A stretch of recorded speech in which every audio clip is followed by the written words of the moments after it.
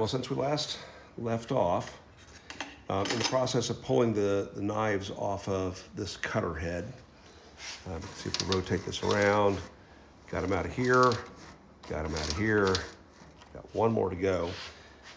Held in place by each one 8 of these cap screws and a very special wedge, which we'll get into later as we reinstall these knives. But we got to get them out so we can get them sharpened and also do some cleanup on this cutter head.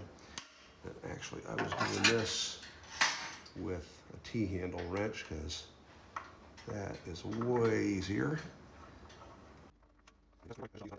I think with that, we're going to move to a voiceover. My voice just isn't where it should be. You can see it continued removing the pieces and parts and then added them to a little plastic container that I filled with Evapo-Rust. If you've been on YouTube at all, you've seen Evapo-Rust.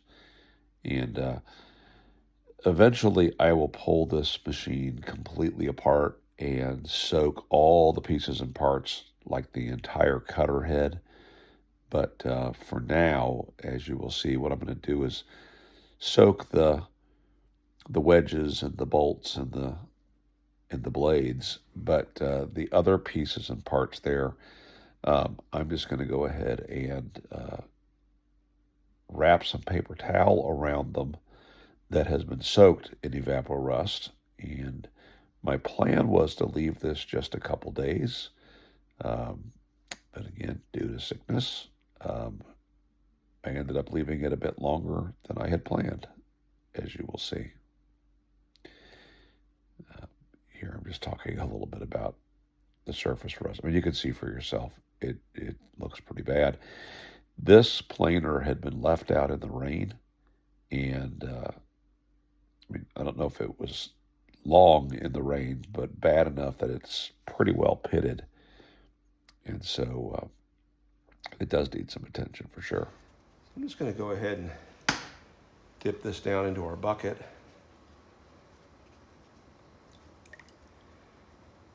And I'm going to wrap this around this part right here. And this plays a much more important role than you might think. It is there as for structural integrity to hold the two sides at the proper width and to keep them nice and solid while the planer is running. But we will use those to our advantage, or this to our advantage, in our next step. So let me try to find a way to roll this around to where it's going to stay put. So it's been over a week, which, just so you know, is too long. Yeah, it's totally dried out.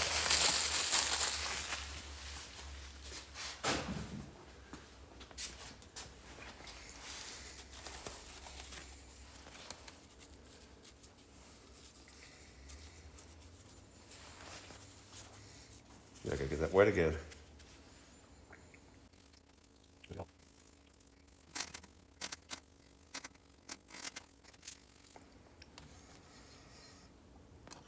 Tell you what, that's just gorgeous.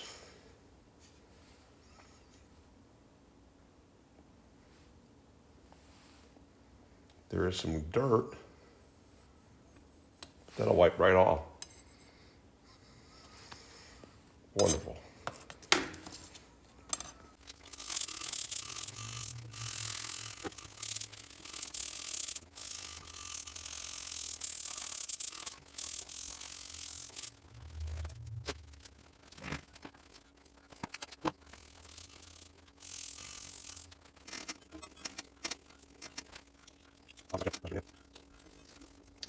Okay, on to sharpening. This is a Shopsmith jig that I've shown before. I showed using it to sharpen the 4-inch joiner knives, which you can do all 3 knives at exactly the same time, which is excellent. That way you can get a nice, perfectly matched and balanced set. Here it's a little more difficult in that you're having to sharpen each of the knives separately. Not sure what we can see. Ah, there we go. Yeah, clearly we still have a nick here. We have a nick here, but we're getting a nice shiny bevel. So we are grinding all the way back to this point. This is a bimetal blade, and it's just here at the tip that we need to actually be sharpened. We got to grind every part of this down deeper than this nick, or we can install our knives in such a way that we shift them so that the nick that leaves a little bit behind is cleaned up by the remains of the rest. But we got a little ways to go. You can see that this jig, prior to my purchasing of it, had been used to grind the knives so close that it ground a bit of the jig, and we don't want to do that. But I need to lower the table a bit. The video that I did on sharpening the joiner knives goes over the entire setup and use of this. I would encourage you to check that out if this is a tool that you intend to own.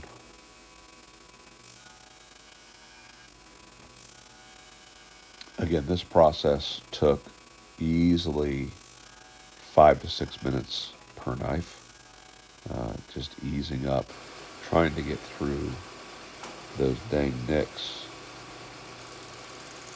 I would say I went through probably the amount of steel that I would normally expect for sharpenings. Those nicks were so deep.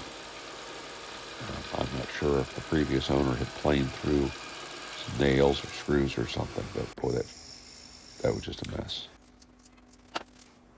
All right, at this point, I'm spraying some lubricant into all the threaded holes and onto the entire cutter head. I coated all these screws. The first ones to go in are 3 flathead cap screws, and those go underneath the back edge or bottom edge of the knives, and those are used as jack screws to raise them up. Now, the knives on the Shopsmith planer, just like the knives of the joiner, have a wedge shape. They are fatter at the back where they meet the cutter head than they are further up, and they're held in place with some wedges.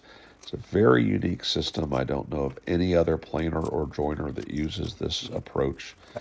But the beauty of this thing is, if you even attempt to tighten those wedges at all, the knives are going to be held in place. I don't understand why Shopsmith didn't make that mark for us. I've never understood that. Anyway, 7/16 of an inch up from that corner.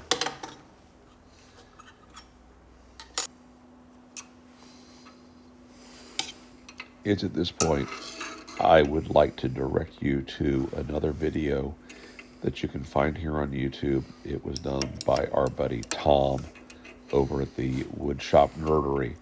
He did an excellent video walking through the use of this jig and setting the knives on the Shopsmith planer. I know this is unusual to send you another video, but there's no sense in me repeating what he has done. I'll put a link to his video in the video description.